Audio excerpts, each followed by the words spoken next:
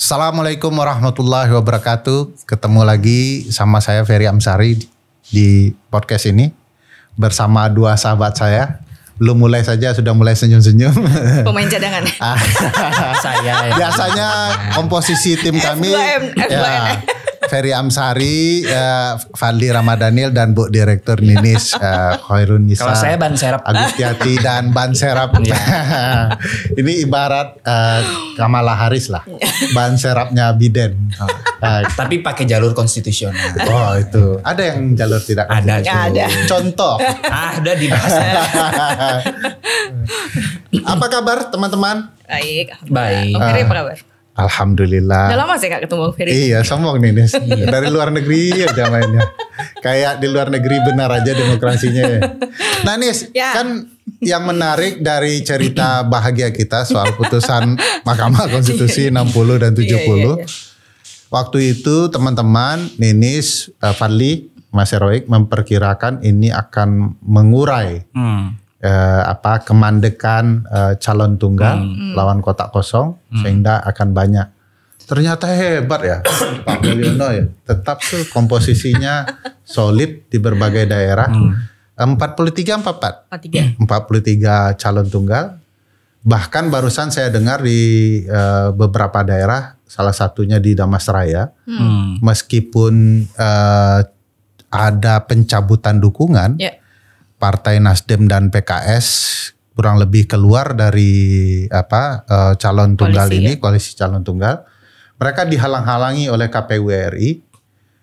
Kenapa dengan ya KPU tidak RI dibuka silonnya. Nah, kenapa kira-kira KPU RI? Karena ini pertanyaannya sulit dijawab oleh mereka. Jadi saya direkturnya Mbak Ninis.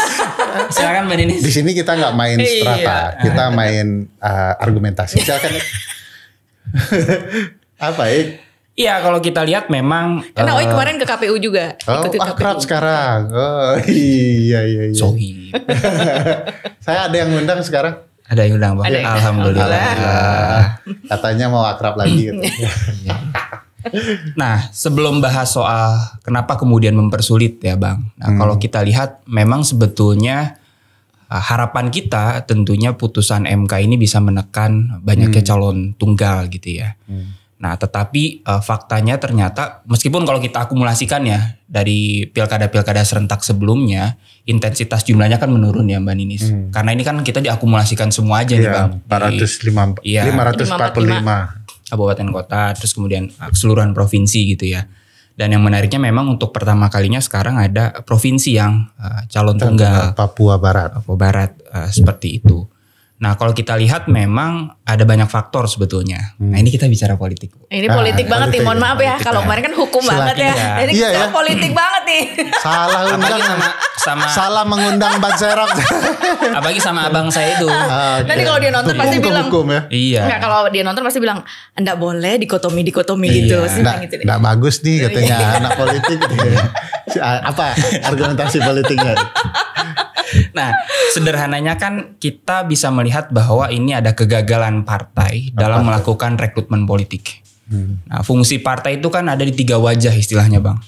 Wajah party in grassroots, partai di akar rumput, party in central office, and party in public office. Public office ini adalah di legislatif ataupun eksekutif. Kegagalannya adalah di party in central office. Salah satunya adalah dalam menjalankan fungsi rekrutmen politik itu. Nah, seharusnya kan orientasi parpol ya adalah meraih kekuasaan melalui pemilu yang kemudian dia mencalonkan kader-kader terbaiknya dalam proses pemilu. Nah, ketika di dalam pemilu saja kemudian dia tidak mencalonkan, justru beramai-ramai dengan partai politik lain yang mendukung salah satu calon, artinya fungsinya itu gagal. Nah, sederhananya satunya itu. Nah, yang kedua kita lihat memang faktor pragmatisme politik itu yang makin menguat. Ya ingin menang gampang saja ketika dengan adanya dukungan kan mayoritas sekarang di 43 daerah yang kemudian calon tunggal itu kan mayoritas didukung oleh seluruh partai politik. Ini ada upaya ingin menang mudah saja tanpa adanya kompetisi dengan calon lainnya. Padahal kan esensi dari demokrasi adalah ya kompetisi gitu loh. Demokrasi tanpa kompetisi ya bukan demokrasi namanya. Kira-kira seperti itu. Nah yang ketiga, nah ini faktor yang selalu sebetulnya ini sudah sejak lama ya Mbak di Perludem kita dorong. Kedekatan antara waktu pemilu serentak nasional yang kemarin kita baru lalui di Februari, pemilu presiden, legislatif dengan kepala daerah di satu tahun yang sama. Ini membuat satu zero sum game istilahnya. Bahwa karena koalisinya ini sudah terbangun gitu ya. Kemudian dia bawa ke level daerah sebagai upaya ya sudah level taktis saja nih koalisinya agar kemudian terjadi keseragaman di level daerah. Yang kemudian kalau kita lihat kemarin kan mayoritas Kim dan sekarang ada Kim Plus itu. Kim Plus itu. Nah yang kemudian dilawan dengan partai politik lainnya, jika kita lihat kan partai politik lain pengusung calon presiden, 2 presiden lainnya itu kan minoritas.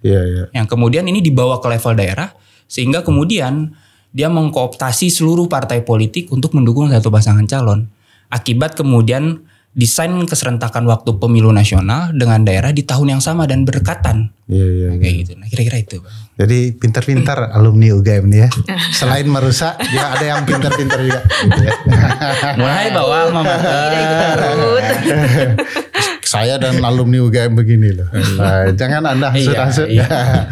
Jadi gimana nih kenapa alasan Ninis ini terjadi selain itu? Karena kan harusnya KPU sebagai penyelenggara kan support nih. Agar kemudian ruang untuk calon tunggal tidak terjadi, diperpanjang masa pendaftaran. Malah yang jadi biang masalahnya penyelenggara sendiri. Gimana tuh bisa terjadi nih? Ya kan nambahin kerjaan KPU Bang. Iya gak sih? Mereka menambah ini ya. Nanti debat publik, debatnya ada pasangan calon yang lain ya cuman kan yang namanya penyelenggara pemilu kan dia kan bukan sekedar organizer ya. KPU itu bukan IO loh. Dia itu penyelenggara pemilu. Pemilu itu kan institusi demokrasi. Ya harusnya dia bekerja juga sesuai dengan prinsip dan pelaksanaan demokrasi ya. Tadi kan demokrasi itu kalau kita peras ya esensinya kompetisi yang kayak apa, yang setara. Kalau kompetisi lawan kotak kosong ya nggak kompetisi dong. Apalagi kalau misalnya publiknya nggak dikasih tahu informasi yang utuh bahwa pilihan kita tuh bukan cuma si calon tunggal ini loh, tapi juga ada kotak kosong gitu. Ya harusnya KPU membuka ruang itu ya, membuka ruang. Kan memang sebenarnya kan diperbolehkan partai pengusung yang udah di dalam koalisi besar itu mau mengalihkan dukungannya kan boleh. Nggak harus minta persetujuan sama yang lain, orang dia mau berpisah kok. Pasti akan dihalang-halangi kan dengan kalau koalisi yang udah besarnya gitu. Jadi ya aneh ya. Saya nggak tahu ya, KPU kan selalu mengatakan ini mungkin hasil konsultasi, hasil ini. Cuman kan dia sebagai lembaga yang mandiri ya dia harus bisa mutusin mandiri dong. Ya kan orang mau berpisah, dirancang perpisahan itu dengan baik sih sebenarnya, dengan perpanjangan masa jabatan kan. Ya kalau orang mau pisah aja kok, pakai kemudian harus dokumen persetujuan. Di mana-mana nggak mungkin lah orang menyetujui. Dan sebetulnya kan kalaupun misalnya kemarin ya ketika dibuka masa perpanjangan ini ya, misalnya di masa pendaftaran 27 sampai 29 nih. Partai misalnya ngusung 2 orang, kan KPU tugasnya hanya mengkonfirmasi saja. Jadi siapa yang Anda dukung? Nah ini kan juga harusnya kan gitu aja, nanti dia konfirmasi aja. Jadi benar nih mengalih dukungan, iya ya udah terima pendaftarannya. Ya kalau mau perpanjangan ini betul-betul efektif kan memang jumlah calon tunggal itu merosot turun kan. Dan di sanalah dianggap keberhasilan penyelenggara. Ini penyelenggara malah menghalang-halangi. Jadi keberhasilannya cara berpikirnya beda. Ada satu nama disebut-sebut tuh. Siatu katanya. Bisa bintangnya keluar. Ya salah satunya komisioner, misalnya Pak Idam Khalik yang menelpon di mana-mana agar silon tidak dibuka. Nah itu logikanya bagaimana? Itu kan pelanggaran etik bisa terjadi kan. Dan juga semestinya malah memberikan ruang untuk proses administrasi kepemiluan, sengketa administrasi kan. Dan bukan tidak mungkin berpengaruh kepada sengketa hasil. Nah itu gimana yang begini-beginian ya? Iya, ya kenapa itu dilakukan gitu ya? Maksudnya justru kan esensi kan putusan Mahkamah Konstitusi kan bilang oke, calon tunggal ini legal, konstitusional. Tapi kan MK juga menyaratkan tapi dibuka perpanjangan dulu ya. Nah itu kan perintah MK ya, dibuka perpanjangan ini kan supaya ngasih waktu partai pikir-pikir lagi deh. Mau calon tunggal atau mau mengalihkan dukungannya. Nah sebenarnya esensinya kan kalau kita baca putusan MK kan esensinya itu, MK tuh mau bilang bahwa upaya maksimalnya udah dilakukan nih supaya nggak calon tunggal. Nah jadi kalau kemudian itu dihambat, misalnya tadi harus ada persetujuan, nggak bisa buka silon, ya kan nggak sejalan sama putusan Mahkamah Konstitusi tadi. Jadi calon tunggal itu diperbolehkan kalau udah mentok gitu loh, udah dibuka perpanjangan nggak ada daya, nggak ada upaya lain. Betul. Nah kan Mas Heroik kan dekat sama Mas Hidam Kolik ya, udah dinasihatin nggak secara coba WA Ik, coba telepon Ik. Saya dari Jawa Barat sih. Jadi waktu beliau menyelenggarakan Pilgub Jabar, saya salah satu pemilih yang didaftar. Gitu ya, dari beliau. Tapi kan akrab ya. Telepon Ik. Kok kamu susah jawab? Akrab kan? Kenal ya. Karena ada nomor WA-nya. Nama kita ada. Sudah dikasih nasihat? Belum tuh. Baru tahu saya info ini. Iya. Nah tapi gini Bang, yang memang jadi menarik adalah harusnya ketika ada mekanisme perpanjangan ini, berbagai prosedur dan tahapan itu ya harus dilakukan lagi. Oke. Nah termasuk misalnya membuka silon yang tadi dibilang gitu loh. Kan artinya kan ketika ada satu calon dan dalam putusan Mahkamah Konstitusi yang kemudian diatur dalam Undang-Undang Pemilu menyebutkan ya dibuka lagi pendaftarannya gitu loh. Nah problemnya adalah ketika dibuka lagi pendaftarannya, kalau memang ternyata semua partai politik sudah mendukung di situ, artinya kan ruang untuk menghadirkan calon baru menjadi sempit gitu ya. Tapi yang dibilang Mbak Nis tadi, jangan-jangan gitu ya, ketika dibuka lagi ruang pendaftarannya, apalagi kan memang kemarin putusan MK-nya ini jatuhnya mepet ya Bang, menuju tahapan pendaftaran calon gitu ya. Sehingga kemudian ruang pembangunan koalisi antar partai mepet. Nah, jadi ketika dibuka lagi ruangnya, artinya kan masih ada ruang yang cukup nih bagi partai politik untuk pikir-pikir lagi, untuk bongkar pasang koalisi lagi, yang itu harusnya didukung oleh penyelenggara pemilu, dengan kemudian prosedur tahapan pencalonan yang ada. Siapapun itu juga ya harus support ya penyelenggara itu. Nah ada juga gosip mengatakan gini, harusnya kalau memang mau berpisah katanya harus ada form B1 KWK katanya. Itu apa sih pentingnya form begini? Nah ini sebetulnya akar persoalannya bukan hanya dalam konteks form Bang. Kalau kita tarik lihat yang lebih luas, akar persoalannya adalah ada di surat rekomendasi dari parpol untuk mencalonkan kepala daerah. Itu sudah sejak lama yang kemudian kita kritik ya Mbak Ninis, bahwa seharusnya dalam pencalonan kepala daerah surat rekomendasi itu tidak berdasarkan dari ketua umum atau sekjen partai. Ya sesuai dengan levelnya. Di daerah ya. Di daerah dong, kayak gitu. Nah kan sentralistik jadi kesannya. Nah kesannya sentralistik. Yang memang sentralistik bukan kesannya. bukan kesan. Memang sentralistik. Sentralistik. Sehingga ruang demokratisasi internal partai yang harusnya terdesentralisasi ke provinsi, ke kabupaten kota dalam konteks rekrutmen tidak bekerja. Nah form itulah yang kemudian sebetulnya harusnya menerjemahkan ya, yang kemudian dalam konteks yang lebih makro ke depan yaitu harus dihilangkan rekomendasi dari ketua umum partai dan sekjen, tapi sifatnya di level masing-masing. Jadi pada dasarnya yang begini-beginian hanya mempersulit demokrasi, hanya untuk menghalang-halangi proses berhentinya calon tunggal. Nah, apa sih kira-kira yang akan dihadapi oleh KPU kah, peserta pemilu kah, calon tunggal kah kalau memang ada, kalau kemudian upaya menghalang-halangi ini terus terjadi. Ini pertama kali misalnya kayak kasus Damas Raya ya yang saya dengar, karena itu bagian dari daerah saya juga. Kalau terjadi bukankah memang harusnya dilaporkan segera ke Bawaslu ya, untuk menjadi proses bahwa upaya pelaporan sudah ada. Ini pihak-pihak tidak boleh lupa yang begini-beginian kan, karena nanti malah dipermasalahkan. Apa saja sih upaya tindakan maladministrasi yang dilakukan oleh peserta penyelenggara pemilu ini dalam soal konteks calon tunggal ya? Nah sebenarnya mulai dari gini Bang, kan kemarin pendaftaran itu 27 sampai 29 ya dibuka ya. Nah terus kalau yang calonnya cuma satu dibuka perpanjangan 2 sampai 4. Nah tapi kan kemudian makanya Pak Anies nggak ada perpanjangan untuk beliau. Nah tapi kan goodbye Pak Anies.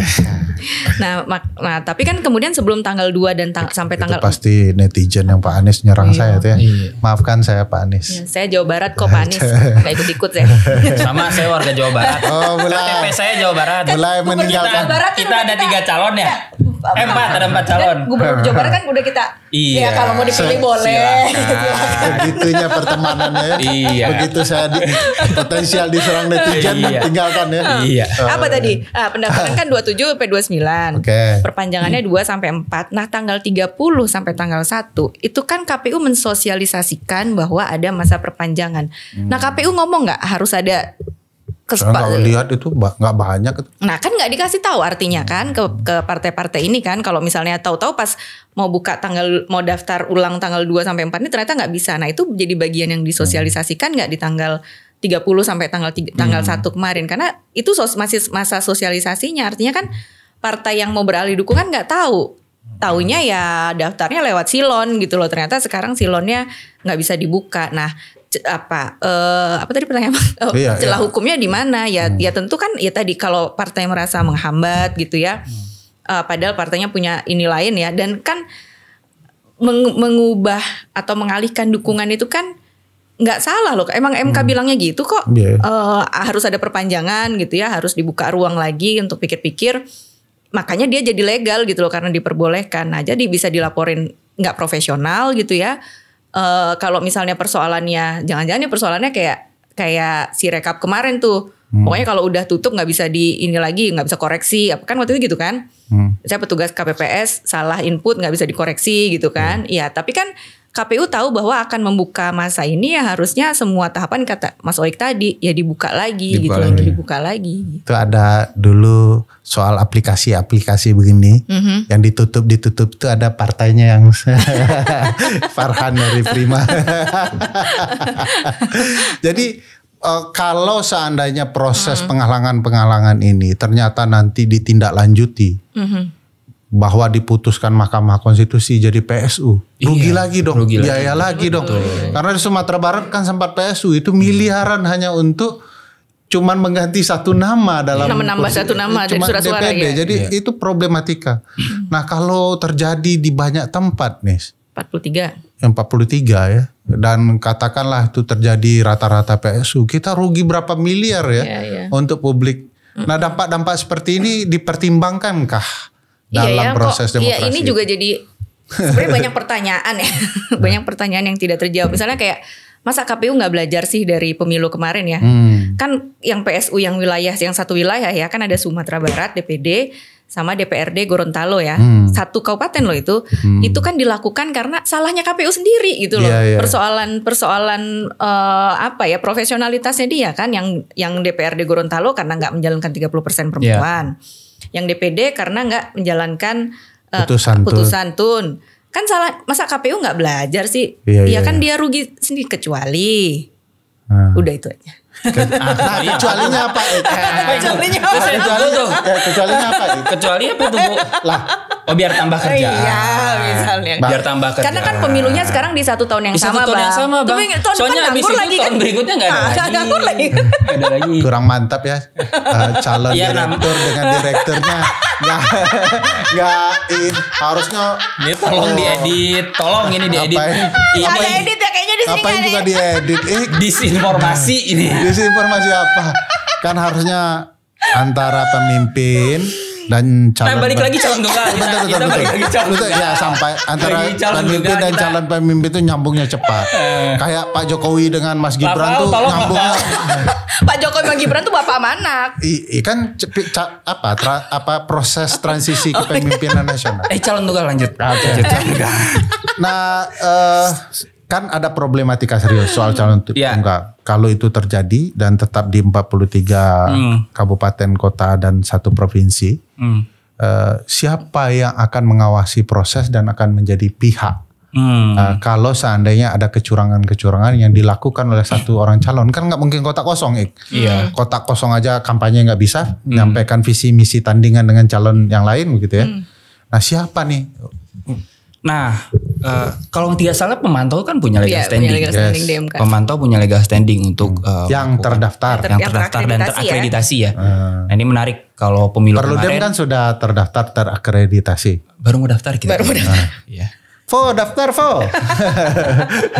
Tapi juga harus daftar. Sebelumnya kan kalau daftar akreditasinya ke Bawaslu. Sekarang ke KPU nih di Pilkada. Nah, kita baru mau daftar kira-kira Semoga diakreditasi kita Bu ya. Semoga.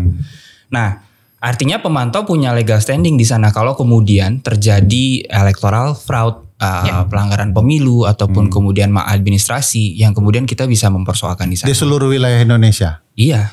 Oke. Pemantau. Nah, yang kedua tidak harus di daerah bersangkutan. Ya, tidak harus menurutku. Karena kan yang namanya pemantau dia bisa di mana saja gitu ya. Kecuali memang dia spesifik fokus untuk di salah satu daerah gitu ya. Nah, yang kedua adalah bahwa pemilih harus berdaya di sana gitu loh. Jangan kemudian seakan-akan pemilih ini terima saja gitu loh. Ya kalau orang suka makan bakso terus kemudian dikasih bubur, kok dipaksa-paksa disuruh makan bubur? Kira-kira kayak campur gitu. Dong bakso dan bubur. Enak ya. Terus? Nah, ya pemilih harus berdaya. Jangan kemudian ada persepsi di pemilih yang melihat bahwa ya karena calon tunggal ya terpaksa lah kita pilih aja satu calon itu. Pemilih tuh masih punya opsi lain loh. Memilih kotak kosong, termasuk gitu ya. Melihat berbagai proses penyelenggaraan pemilu kita, termasuk ketika dalam kampanye nanti calon tunggal ini melakukan praktek-praktek menyimpang, apakah politik uang, mobilisasi dan seterusnya, intimidasi, ya pemilih bisa melaporkan layaknya kemudian kompetisi yang dihadiri oleh dua pasangan calon atau lebih kayak gitu. Nah ini yang kemudian perlu kita tekankan ya Bang, karena belajar dari pengalaman sebetulnya sudah ada 2 daerah ya Mbak yang kemudian di pilkada calon tunggalnya menang. Salah satunya Makassar. Satu lagi tuh di Kumbang Hasudutan. Oh sudah ada ya? 2020. Tidak hanya 2020 kayak gitu. Nah artinya kemudian di sana menunjukkan bahwa sebetulnya pemilih ya nggak mau kemudian disodorkan hanya dengan satu pasangan calon. Ya dia ingin ada alternatif pilihan lain. Dan MK sebetulnya sudah membuka keran itu yang kemudian tadi partai politik kemudian apa istilahnya tuh keluar dari hitohnya Bang. Nah, hitohnya partai politik ya kompetisi, kandidasi. Nah tapi ketika sudah ada di pemilu kok kenapa hanya mendukung satu pasangan calon? Di dalam sepak bola aja kalau tidak ada lawan itu namanya latihan. Iya. Harusnya ada lawan. Latihan ngabisin duit. Kok gawang sebelah dikasih kotak kosong kan lucu. Nah tapi ini dengan skala permohonan maaf nih. Boleh kan? Boleh. Sebagai calon pimpinan Perludem ya. Nah dengar dulu jangan terlalu kita semua kan calon pemimpin ya. Paling kita adalah pimpinan bagi diri sendiri. Mau saya bacakan Al-Qur'annya. Ya, kita semua adalah pemimpin bagi diri sendiri ya. Gatal tenggorokan. Iya, gatal. Sapuin aja, saya sapuin aja. Saya bagian nyapik. Kering nih tenggorokan. Tapi permohonan maafnya bukan soal sebagai calon pimpinan Perludem itu. Permohonan di sini ketawanya nular ya. Padahal saya udah serius sebagai calon pimpinan Perludem. Saya mohon maaf, Perludem itu kan tenaganya nggak banyak. Iya 18 orang kami cuma. 18 orang, ini ada 545 provinsi, ada 43 calon tunggal. Betul Bang. Sekuat mana Perludem untuk memantau itu? Agar kemudian upaya pemantauan itu bisa berjalan maksimal. Apa kebutuhan Perludem dengan publik dan segala macam? Ya nggak kuat kita Bang kalau memantau semuanya daerah itu. Ya, Dan kalau kita lihat itu kamu sendiri nggak kuat atau eranya Ninis nggak kuat?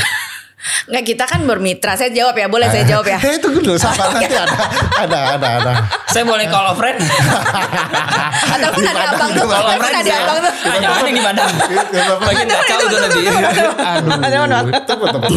Nah ini sebelum dia mengangkat telepon ya, saya mau bilang gini Bang. Ditolong kamu sama kakak yang gitu kelebihan, silakan. Sebelum itu diangkat telepon ya, saya mau bilang gini, kita kan bermitra, kan kita tuh harus berkonsolidasi bermitra. Sama Padang kan kurang mitra apa kami Bang? Mitra abadi kan. Rakernas Perludem aja 5 kali setahun di Padang ya. Kami punya kantor di sana, sana punya kantor di sini kan gitu aja. Sekretariat Perludem di Padang ada di Usako. Di Usako. Tiba-tiba cerah mukanya merasa ditolong oleh kakaknya. Wah, kamu nggak bisa jawab pertanyaan tadi. Tapi jangan berharap diangkat telepon, dia agak sibuk anaknya. Nah, Assalamualaikum. Hey. Ini kami podcast menggantikan Pak Mandi. Salah, saya bilang kalau ada pertanyaan yang tadi nggak bisa dijawab heroik. Aku bisa jawab ya Pat, yang nggak bisa jawab. Ninis bisa, heroik nggak bisa jawab. Pertanyaannya begini. Mohon Bapak jawab ya. Kalau sebagai calon pimpinan Perludem di masa depan. kan Saya salah datang ke podcast ini kayaknya. Ini bener-bener konten F2N-nya tetap ada ya. Iya, supaya pandinya. Nah, Fat, kan tenaga Perludem nggak banyak. Aduh. Kan butuh ngawasin banyak daerah. Apa sih yang bisa dilakukan Perludem? Apalagi calon pimpinannya kurus begini. Dia udah stres dah. Saya boleh nggak ini episode ini naiknya tahun depan? Pas dia jadi. Gimana? Sebagai pimpinan baru. Dia tegasin lagi deh, nggak serius. Gimana? Aduh keringetan aku. Prioritas untuk membuka wilayah pemantauan sebagai calon direktur di mana saja. Oh, oke. Sesederhana itu ya. Saya- Sudahlah, baik, Pak. Saya call a friend itu. Kacau banget. Saya udah keringetan nih. Sudah, Pak. Assalamualaikum. Aduh aku keringetan. Itu tadi bantuan katanya meningkatkan. Saya belum selesai jawab. Sorry. Ini dia bisa jawab loh. Silakan. Nah, kalau kita lihat mandat organisasi Perludem nih yang tertuang di ADART Perludem, Bang. Mandatnya ke Pak Didi. Apa? Gimana? Nah, itu ada berbagai fokus kajian Perludem dan fungsi Perludem. Pemantauan memang iya salah satunya. Tapi di dalamnya ada advokasi, Betul. ada kemudian pendidikan pemilih, pelatihan. Nah, ruang-ruang itu meskipun kami kecil gitu ya. Nah, batu dilempar kecil kan sakit, Bang. Iya. Itu dia. Bisa benjut juga Saya ya. benjut juga batu kalau Karena dilempar. itu pelatihan ke anak Pelatihan muda ke kemarin anak ya. muda, kemudian kami memberikan pendidikan pemilih. Kami mencoba memberikan stimulus ya kepada organisasi-organisasi Stimulus mahasiswa. apa nih? Berupa makan siang gratis. Apa stimulusnya? Agar lebih berdaya untuk ikut serta memantau oke. pemilu. Kan gitu ya, jelas. kayak gitu. Dan kami kan kerjasama juga sama Andalas kan. Tapi saya kan nggak pernah diajak kerja sama. Aduh. Sama ini Bang kalau dalam konteks advokasi ya. Saya jawab nih. Ya. Masih saya lo direkturnya. Masih saya lo direkturnya. Silakan Bu Dir. Astagfirullahaladzim. Padahal dinis tuh WA Bang kerjain calon Bang. Astagfirullahaladzim nggak pernah. Dalam konteks advokasi kan Perludem kan memang mengadvokasi di levelnya nasional yang menurut kami Iya. itu bisa berdampak ke daerah gitu loh, kebijakan. Ya menyuarakan ya di level nasional walaupun kita nggak bisa ke 545 daerah itu tapi ya adalah sedikit peran kami di situ gitu. Nah, ada, Kenapa Abang jadi mempertanyakan ini Enggak, Perludem? Kenapa Bang? Ada masalah Bukan, Bang? kan Perludem capek pasti kan. Jelas. Ngurusin kan termasuk Perludem yang berinisiatif memperbaiki berbagai sistem pemilu. Website kami kemarin di di-hack MK. loh. Oh ya nanti nanti kita bahas. Perbaiki di MK. Ternyata lewat sudah MK. diperbaiki MK. Ternyata praktiknya tidak memuaskan kan akhirnya capean sendiri. Nah makanya saya bilang tenaganya kuat. Ternyata ada upaya mendidik publik. Ya. Nah sekarang kalau pertanyaannya adakah daerah-daerah yang difokuskan oleh Perludem yang Perludem curiga nih daerah ini pasti nggak bener nih. Kalau kita sih nggak sesuuzon itu ya. Luar biasa. Baik deh. Snuzon ya. Iya. Ya kalau kita sih lebih bilang daerah-daerah yang menarik gitu ya. Nah, asik bahasanya. Apa saja daerah menarik itu? Daerah yang menarik itu misalnya Jakarta. Terus Kenapa Jakarta menarik, Mbak? Jakarta menarik karena kan ya kita pengen lihat dong dulu mantan gubernur kita nih. Oh iya. Ditransfer ya dari The Viking menjadi The Jack. The Jack kan. Iya. Terus kan ada calon perseorangan juga gitu. Terus yang menarik juga kan Sumatera Utara ya. Sumatera Utara. Kenapa itu? Karena deket Sumatera Barat. Oh iya itu. Supaya Babang Charles bisa ini ya memantau di sana. Emang betul itu alasannya Bang? Betul itu. Betul Iya. itu, iya. Mau ikut dia. Dia pengen ikut mantau tuh, Bang. Iya. Satu lagi Jawa Tengah. Oke, Menarik juga kan Jawa Tengah. Pertarungan dua jenderal ya, betul. Mega Iya, Bintang. Mega kan. Bintang kan jarang terjadi. Sudah Mega Bintang lagi kan. Nah, itu. Tiga itu yang jadi hal yang menarik Iya, ya. iya. Sebenarnya Nggak- Jawa Timur juga menarik sih. Kenapa enggak? Iya. Karena Banten juga menarik. Ya banyak lah. Jawa Barat menarik juga kan. Jawa Barat menarik juga sebetulnya.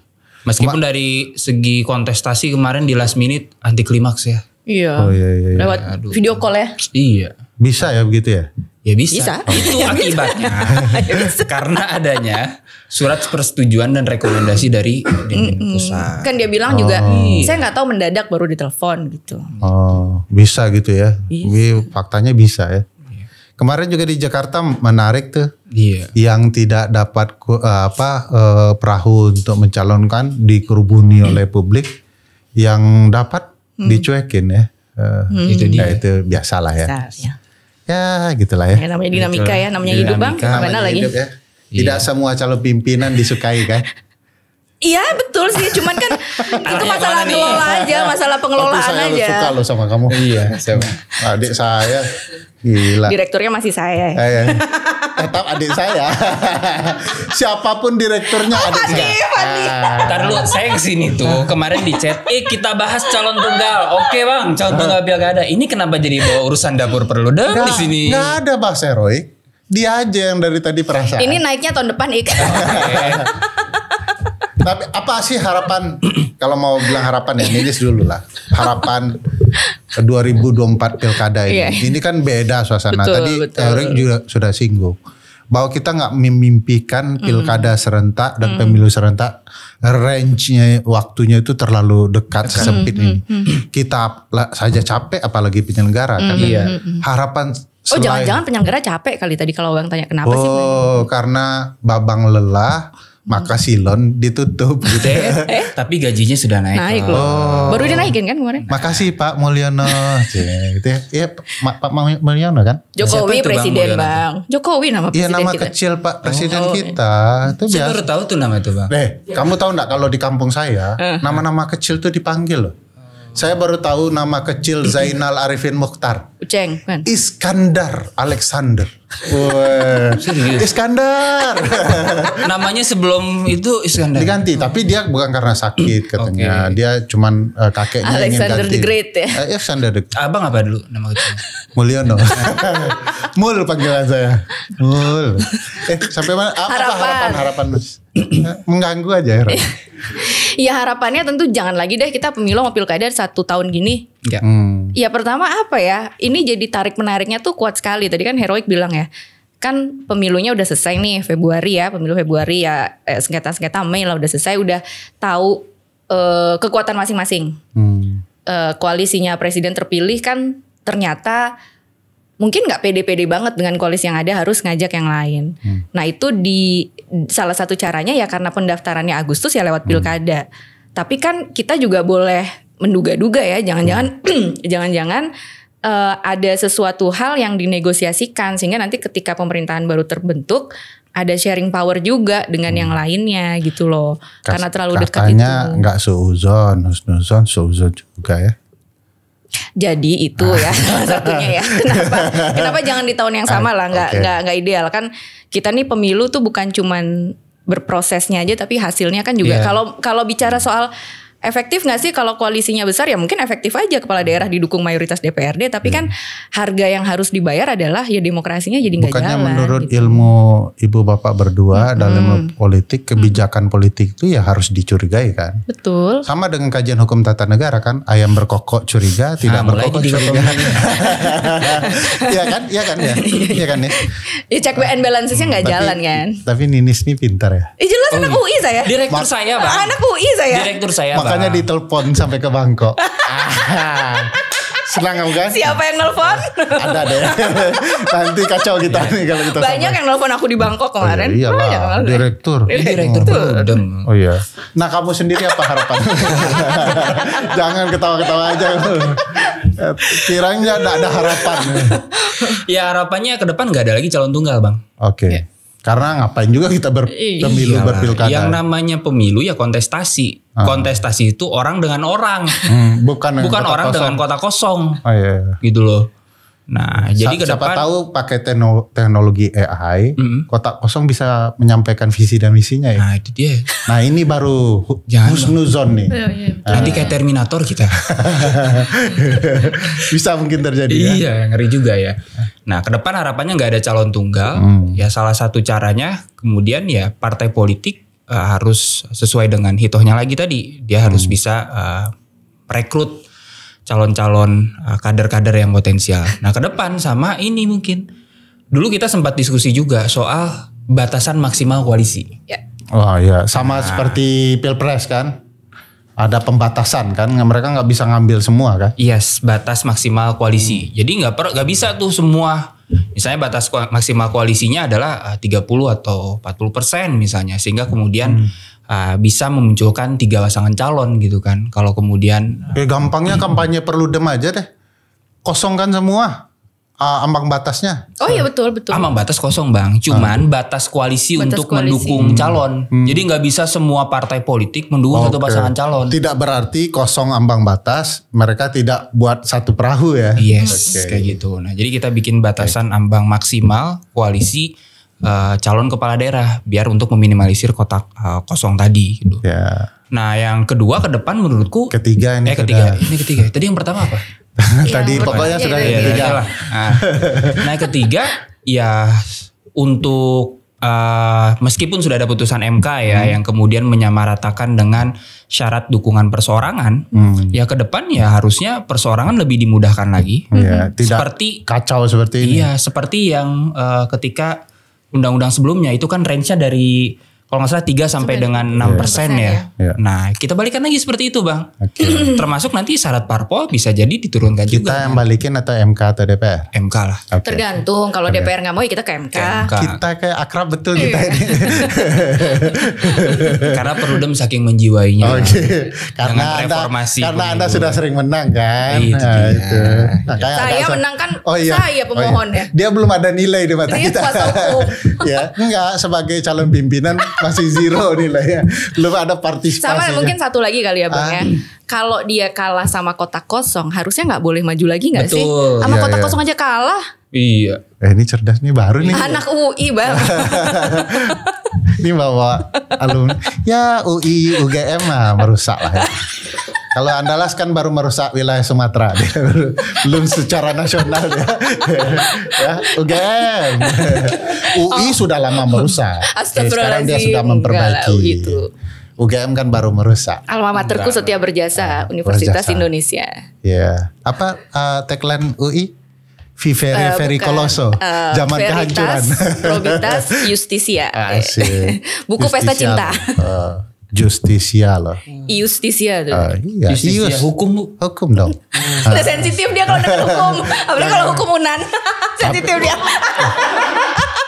Hukum itu untuk semua Politik juga. Bu Dir ini bakal menjadi mahasiswa S3. Untuk hukum UNAN. Kita sudah selesai diskusi semuanya ya. Terima kasih banyak sudah ngajak diskusi kami ya. Sebelum semakin kemana-mana sudah jelas. Terima kasih Mbak Ninis, sudah hadir dan kita bertiga akan selalu berupaya memberikan info-info terbaru ke masyarakat pendidikan dan mudah-mudahan ada misi tersampaikan. Mohon maaf kalau kami sukanya having fun. Nanti ada konten yang paten ada ya? Ya ada. Kalau ini kan ini ya pemain cadangan. Tapi boleh lah ya. Sekali-sekali. Sekali-sekali. Assalamualaikum warahmatullahi wabarakatuh.